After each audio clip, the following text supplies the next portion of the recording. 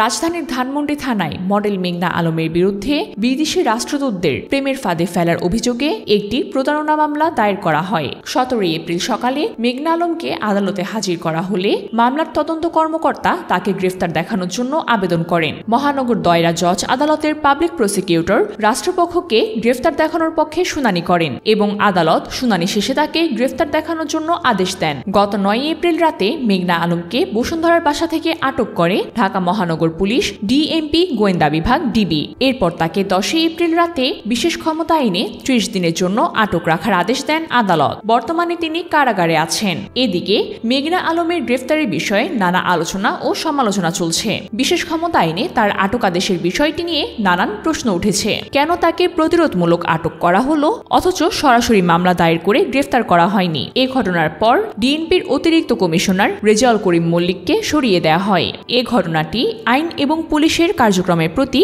জনগণের উদ্বেগ এবং প্রশ্ন তুলে ধরেছে।